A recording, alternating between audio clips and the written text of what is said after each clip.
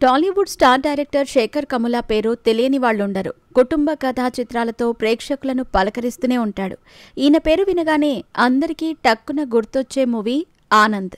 ఓ మంచి కాఫీ తాగిన తర్వాత కలిగే తీపి అనుభూతిలా ఉండే ఈ సినిమాతోనే అభిమానుల మనసులో చెరగని ముద్ర వేసుకున్నారు. అతి నిశ్శబ్దంగా గుండెను తాకే భావోద్వేగాలు, నిజాయితీతో నిండి ఉండే పాత్రలు, చక్కటి సంభాషణలు కనిపిస్తాయి. గోదావరి, హ్యాపీ డేస్, లీడర్, ఫిదా, లైఫ్ ఈజ్ బ్యూటిఫుల్ వంటి చిత్రాలు ఆయన ప్రత్యేకతను మరింతగా చాటాయి.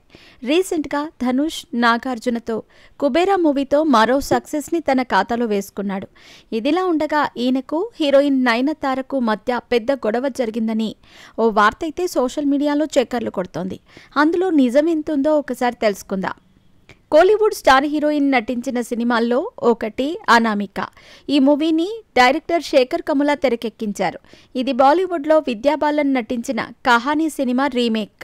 ఈ చిత్రంలో నయనతార ప్రధాన పాత్రలో నటించగా సినిమా ప్రేక్షకుల మన్ననలు పొందటంలో విఫలమైంది. అందుకు కారణం నయనతార అని అప్పట్లో పెద్ద ఎత్తున చర్చలు జరిగాయి. నయనతార ప్రమోషన్లలో పాల్గొనకపోవటమేనని అప్పట్లో చర్చ జరిగింది. దర్శకుడిగా శేఖర్ కముల సినిమా విజయాన్ని సాధించటంలో భాగంగా నటీనటులు ప్రమోషన్లలో భాగస్వామ్యం కావాలని నమ్ముతారు. అయితే నయన్ చేసిన చిత్రాల ప్రమోషన్స్కి ఆమె హాజరు కాదు. ఈ నేపథ్యంలో ఇద్దరి మధ్య అభిప్రాయ భేదాలు తలెత్తాయి. షూటింగ్ సమయంలో కూడా నయనతార తీరుపై శేఖర్ అసంతృప్తిగా ఉన్నారని అప్పట్లో గుసగుసలు వినిపించాయి.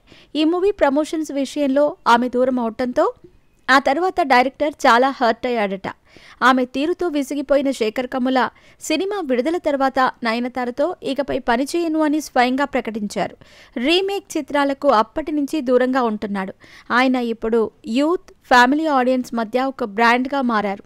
నయనతారతో జరిగిన సంఘటన కూడా ఆయన దృఢ నిర్ణయాలను ప్రతిబింబిస్తుంది. ప్రస్తుతం కేవలం కథకు ప్రాధాన్యత ఇస్తూ స్టార్ హీరోలతో సినిమాలు చేస్తున్నాడు. నెక్స్ట్ ఏ హీరోతో సినిమా చేస్తాడో చూడాలి. నయనతార సినిమాల విషయానికొస్తే కోలీవుడ్లో పలు సినిమాలు చేస్తోంది. తెలుగు మెగాస్టార్ చిరంజీవి సరసన మెగా 157 మూవీలో నటిస్తోంది. వచ్చే ఏడాది సంక్రాంతికి ఈ మూవీ థియేటర్లలోకి రాబోతోంది. ఈ మూవీ రెమ్యునరేషన్ విషయంలో టీంతో గొడవలని వార్తలు వినిపిస్తున్నాయి. దీనిపై ఆమె ఇంకా రెస్పాండ్ అవ్వలేదు.